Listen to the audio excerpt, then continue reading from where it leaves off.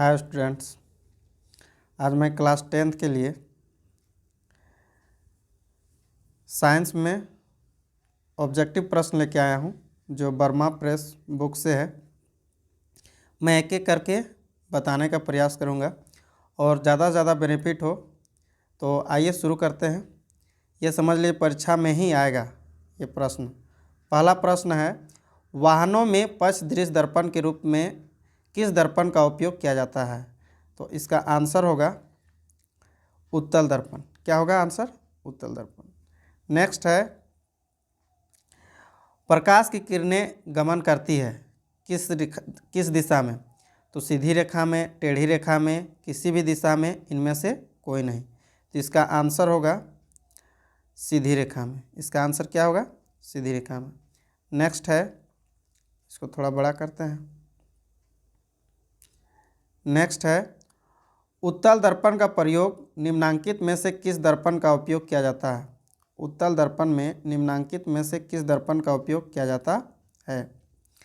Option है, गाड़ी के साइड मिरर में, गाड़ी के हेडलाइट में, अपना चेहरा देखने के लिए, सूक्ष्मदर्शी में। इसका आंसर होगा ऑप्शन नंबर 1। इसका आंसर क्या होगा भाई? Option number 1। नेक्स्ट प्रश्न है, निम्न से कौन सा पदार्थ लेंस बनाने के लिए प्रयुक्त नहीं किया जा सकता है? तो कौन सा ऐसा ऑप्शन है जिसमें लेंस बनाने के लिए प्रयोग नहीं किया जाता है? तो आप इसमें ऑप्शन है, पहला जल, दूसरा कांच, तीसरा प्लास्टिक और चौथा मिट्टी। तो इसका आंसर होगा मिट्टी। इसका आंसर क्या होगा भाई? मिट्टी। नेक्स्ट बोला है क्या कि गोलीय दर्पण की वक्रता त्रिज्या 20 सेंटीमीटर है, तो इसकी फोकस दूरी क्या होगी? तो गोलीय दर्पण की फोकस वक्रता त्रिज्या 20 सेंटीमीटर है। तो आप जानते हैं कि F बराबर क्या होता है? R/2। F बराबर क्या हो गया? R/2। तो इसका मान रख देते हैं, 20 दिया हुआ है बटे 2, काट देंगे तो कितना आ जाएगा? 10। इसलिए ऑप्शन नंबर 2। Option number 2। तो 10 सेंटीमीटर इसका आंसर हो जाएगा। क्या हो जाएगा? 10 सेंटीमीटर। नेक्स्ट क्वेश्चन है, अवतल लेंस द्वारा किसी वस्तु का हमेशा किस प्रकार का प्रतिबिंब बनता है? किस प्रकार से प्रतिबिंब बनता है? तो पहला ऑप्शन है, आभासी प्रतिबिंब बनता है, वास्तविक प्रतिबिंब बनता है, एक एवं दोनों, एक और दो, दोनों, इनमें से कोई नहीं। तो अवतल लेंस पर हमेशा कैसा प्रतिबिंब बनता है? आभासी प्रतिबिंब बनता है। कैसा प्रतिबिंब बनता है? आभासी प्रतिबिंब। क्यों भाई? क्योंकि आप लोग देख रहे होंगे कि जैसे इस तरह का रहता है, तो ये इधर से जाती है, ये जैसे रहता है, तो ये क्या होता है ना, ये डाइवर्स कर जाता है ना। जब भी वस्तु रहती है तो क्या हो जाती है? डाइवर्ट हो जाती है। इसलिए ये आभासी होगा। इसलिए इसका आंसर क्या हो जाएगा? आभासी प्रतिबिंब होगा। ठीक है। नेक्स्ट है, बोलता है कि किसी बीम का अवतल दर्पण द्वारा बना प्रतिबिंब आभासी, सीधा तथा बीम से बड़ा पाया गया तो वस्तु की स्थिति कहाँ होनी चाहिए? अवतल दर्पण में बोला, तो आप इसमें जान सकते हैं, जैसे आप दिखा सकते हैं, जैसे इसका फिगर बनाते हैं। तो अवतल दर्पण बना, ये पेंटिंग क्या हुआ है इधर, ये अवतल दर्पण है, ये F है, यहाँ पे F मान लेते हैं, ये P है। बोला है अवतल दर्पण द्वारा प्रतिबिंब आभासी, तो ये F क्या, ध्रुव और फोकस बिंदु के बीच में होता है। तो ऑप्शन नंबर इसका, जैसे यहाँ पे देख सकते हैं, इस तरह से जाता है ना, और ये फिर इस तरह आता है, इधर डॉट डॉट करके मिलता है, और फिर ये C यहाँ पे है, तो यहाँ से जाता है और ये डॉट डॉट करके मिल जाता है इस तरह से, है ना। तो ये इधर बनता है, इसलिए क्या हो जाएगा? आभासी बनेगा। इसलिए क्या बनेगा? और आभासी, सॉरी, ये कहाँ पर बनेगा? तो मुख्य फोकस तथा वक्रता केंद्र के बीच में बनेगा। ये मुख्य फोकस तथा वक्रता केंद्र के बीच में बनेगा। नेक्स्ट प्रश्न है, आँख के रंगीन भाग को क्या कहते हैं? तो आँख के रंगीन भाग को क्या कहते हैं? जो काला रंगीन टाइप से दिखाई देता है, उस भाग को क्या कहते हैं? तो इस भाग को आइरिस कहते हैं दोस्त। क्या कहते हैं? आइरिस। नेक्स्ट प्रश्न है, सामान्य नेत्र का निकटतम बिंदु कितना होता है? आँख को हम लोग को देखने के लिए सामान्य नेत्र का निकटतम बिंदु क्या होता है? तो आप देख सकते हैं, हम लोग ये पढ़ चुके हैं। तो ये क्या होता है भाई? 25 सेंटीमीटर होता है। क्या होता है? 25 सेंटीमीटर होता है। नेक्स्ट प्रश्न आता है, उत्तल लेंस के चश्मे का उपयोग करके किस दृष्टि दोष को दूर किया जाता है? उत्तल लेंस का उपयोग करके किस दृष्टि दोष का दूर किया जाता है? तो इसका आंसर हो जाएगा दीर्घ दृष्टि दोष। इसका आंसर क्या हो जाएगा भाई? दीर्घ दृष्टि दोष। इसी को कभी कभी दूर दृष्टि दोष भी बोला जाता है या तो दीर्घ दृष्टि दोष, है ना। नेक्स्ट प्रश्न आता है, विद्युत आवेश का एसआई मात्रक क्या होता है? विद्युत आवेश का एसआई मात्रक कूलाम होता है। क्या होता है भाई? कूलाम होता है। नेक्स्ट, विद्युत धारा मापने वाले यंत्र को क्या कहते हैं? विद्युत धारा मापने वाले यंत्र को क्या कहते हैं? तो हम लोग किस धातु से किससे मापते हैं? तो एमीटर से मापते हैं। किससे मापते हैं? एमीटर से। नेक्स्ट है, दक्षिण हस्त अंगुष्ठ नियम में अंगूठे द्वारा किसके दिशा संकेत होती है? अंगूठा द्वारा। तो हम लोग देखते हैं कि इस तरह से बना रहता था। अच्छा सॉरी, इसमें देख रहे थे क्या इस तरह का रहता है, 3 गो, है ना। तो अंगूठा किस दिशा को? तो धारा की दिशा को। किस दिशा को कहते हैं? धारा की दिशा को। नेक्स्ट प्रश्न आता है, शरीर में भोजन का पचना किस प्रकार की अभिक्रिया है? शरीर में भोजन का पचना किस प्रकार का? तो हम लोग जानते हैं अपचयन तो होगा नहीं, संयोजन तो होगा नहीं, विस्थापन और वियोजन। तो इसमें ऑप्शन क्या हो जाएगा भाई? यहाँ पे आंसर है वियोजन। क्या हो जाएगा? वियोजन। नेक्स्ट प्रश्न आता है, रासायनिक अभिक्रिया को संतुलित किस नियम के आधार पर किया जाता है? रासायनिक अभिक्रिया को संतुलित किस नियम के आधार पर किया जाता है? तो ऑप्शन है द्रव्यमान संरक्षण का नियम, निश्चित अनुपात का नियम, आवोगाद्रो का नियम और डाल्टन का नियम। तो रासायनिक अभिक्रिया का संतुलन द्रव्यमान संरक्षण के नियम पर आधारित किया जाता है। किसके अनुसार? द्रव्यमान संरक्षण के। नेक्स्ट प्रश्न है, इस चित्र को देखिए, इस चित्र में कौन सी अभिक्रिया हो रही है? आप इस चित्र को देखकर आप पता लगा सकते हैं कि ये कौन सी अभिक्रिया हो रही है। ऑप्शन है संयोजन अभिक्रिया, वियोजन अभिक्रिया, द्विविस्थापन अभिक्रिया और क्या है भाई? विस्थापन अभिक्रिया। तो आप देख सकते हैं यहाँ पे कौन सी अभिक्रिया हो रही है। ग्रेफाइट रड लगा हुआ है, कैथोड है, एनोड है, बैटरी से चार्ज हो रहा है। तो ये कौन सा अभिक्रिया हो जाएगा भाई? वियोजन अभिक्रिया। कौन सा अभिक्रिया होगा? वियोजन अभिक्रिया। नेक्स्ट प्रश्न है कि कौन सा पदार्थ नीला लिटमस पत्र को लाल कर देता है? कौन सा पदार्थ नीला लिटमस पत्र को लाल कर देता है? तो आप देख सकते हैं पहला ऑप्शन है अम्ल, दूसरा है क्षार, तीसरा है लवण और चौथा है इनमें से कोई नहीं। तो इसका आंसर होगा अम्ल। क्या होगा आंसर? अम्ल। नेक्स्ट प्रश्न चलते हैं, बोलता है कोई विलयन नीले लिटमस पत्र को लाल कर देता है, इसका पीएच मान संभवतः क्या होगा? तो पीएच मान आप लोग जान रहे हैं, पीएच मान लाल कर देता है। तो आप देख सकते हैं जैसे यहाँ पे रहता है, यहाँ पे 7 है, इधर 6 5 4 3 2 1 और इधर बढ़ते जाता है 8 9 10 11 इस तरह से 12 13 इस तरह करके बढ़ते जाता है।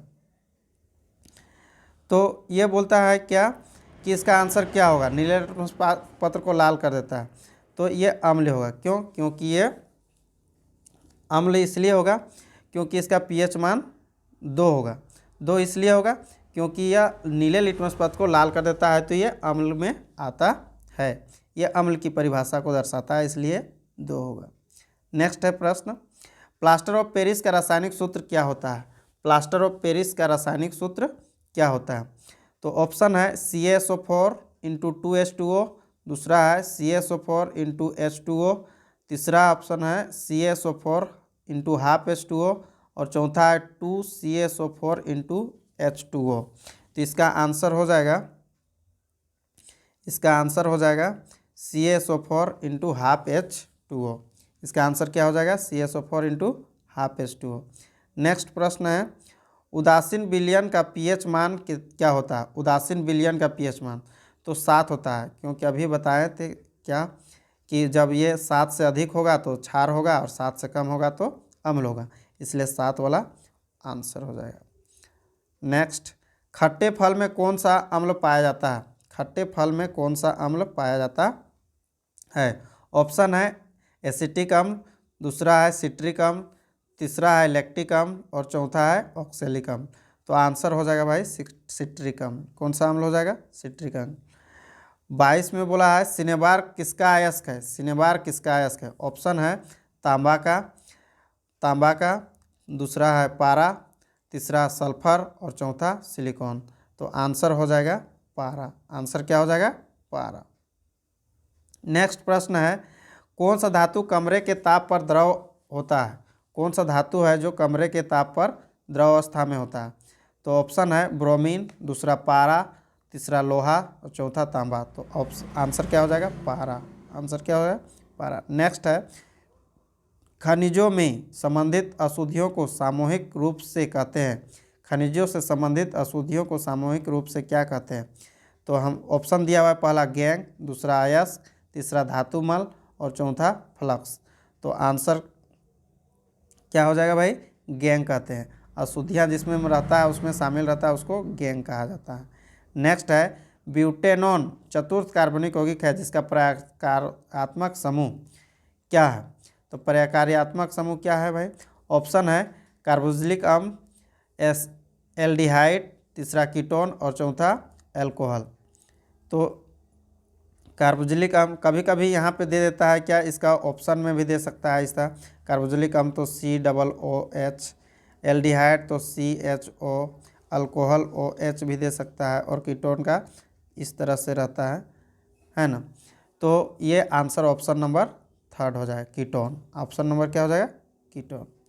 नेक्स्ट प्रश्न आता है आधुनिक आवर्त नियम के अनुसार तत्वों के गुण आवर्त फलन होते हैं। आधुनिक आवर्त नियम के अनुसार तत्वों के गुण आवर्त फलन होते हैं। ऑप्शन है परमाणु द्रव्यमान के, परमाणु आयतन के, परमाणु क्रमांक के, परमाणु घनत्व के। तो आधुनिक आवर्त सारणी आप लोग जान चुके हैं, है ना। तो आधुनिक आवर्त सारणी में क्या हो जाएगा? आंसर हो जाएगा परमाणु संख्या का। ऑप्शन नेक्स्ट है स्वपोषी पोषण के लिए आवश्यक है। स्वपोषी पोषण के लिए आवश्यक है। ऑप्शन है क्लोरोफिल, दूसरा है कार्बन डाइऑक्साइड तथा जल, तीसरा है सूर्य का प्रकाश, चौथा है इनमें से सभी। तो हम लोग जानते हैं कि प्रकाश संश्लेषण क्रिया में क्या होता है, ये सभी चीज़ें की ज़रूरत होती है, इसलिए यहाँ पर आंसर क्या हो जाएगा? इनमें से सभी। नेक्स्ट है वसा के पाचन के लिए कौन सा एंजाइम पाया जाता है? 28 नंबर क्वेश्चन है, वसा के पाचन के लिए कौन सा एंजाइम पाया जाता है? तो ऑप्शन है टाइलिन, दूसरा पेप्सिन, तीसरा ट्रिप्सिन और चौथा लाइपेज। तो आंसर इसका क्या हो जाएगा भाई? लाइपेज। इसका आंसर क्या हो जाएगा? लाइपेज हो जाएगा। तो हम लोग देख रहे हैं थोड़ा सा रिकॉर्ड हो रहा है कि नहीं हो रहा है। तो नेक्स्ट है श्वसन प्रक्रिया में ग्लूकोज का पायरूट में टूटना कहाँ होता है? श्वसन प्रक्रिया में ग्लूकोज का पायरूट में टूटना कहाँ होता है? तो ऑप्शन है कोशिका द्रव्य में, फेफड़ा में, वायु कुपिका में, माइटोकॉन्ड्रिया में। तो हम लोग जानते हैं कि माइटोकॉन्ड्रिया को बिजली घर भी कहा जाता है, तो वहीं पे होता है। कहाँ पे होता है भाई? माइटोकॉन्ड्रिया में। नेक्स्ट प्रश्न है शरीर का प्रमुख समन्वय केंद्र, शरीर का प्रमुख समन्वय केंद्र क्या है? शरीर का प्रमुख समन्वय केंद्र क्या है? तो ऑप्शन है मस्तिष्क, आमाशय, क्षुद्रांत, हृदय। तो हम लोग को सोचने समझने की जो क्षमता होती है कहाँ पे होती है? मस्तिष्क में होती है, इसलिए ऑप्शन नंबर 1 मस्तिष्क हो जाएगा। क्या हो जाएगा? मस्तिष्क।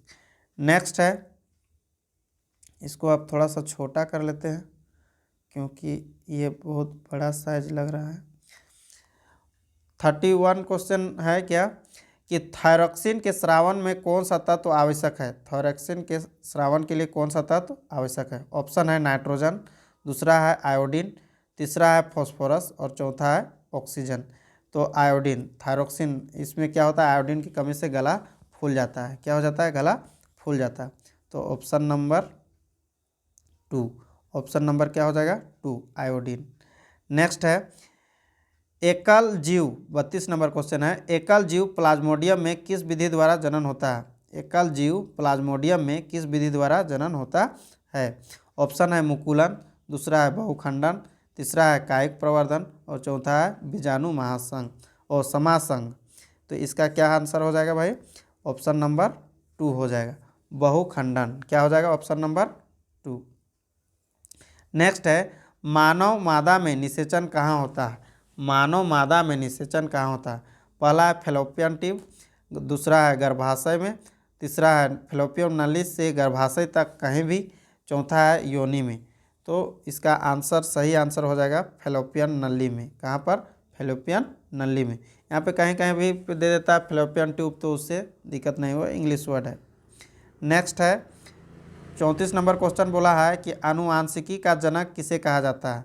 आनुवांशिकी का जनक किसे कहा जाता है? तो ऑप्शन दिया हुआ है मेंडल, दूसरा लैमार्क, तीसरा दिया है डार्विन और चौथा दिया हुआ है चरक। तो आंसर पहला वाला हो जाएगा मेंडल। आंसर क्या हो जाएगा? मेंडल। नेक्स्ट, प्राकृतिक चयन का सिद्धांत किसने दिया है? प्राकृतिक चयन का सिद्धांत किसने दिया है? ऑप्शन है लैमार्क, दूसरा है अरस्तु, तीसरा है डार्विन और चौथा है मेंडल। तो आंसर हो जाएगा कौन सा? आंसर हो जाएगा डार्विन। आंसर क्या हो जाएगा भाई? डार्विन। नेक्स्ट प्रश्न देखते हैं।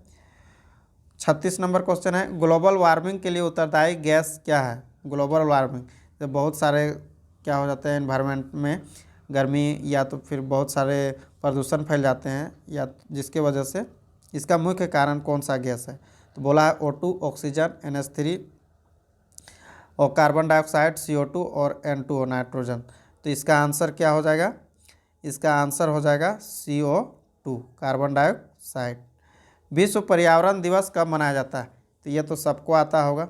विश्व पर्यावरण दिवस कब मनाया जाता है? ऑप्शन है 5 मई, दूसरा है 6 अप्रैल, तीसरा है 5 जून और चौथा है 11 जुलाई।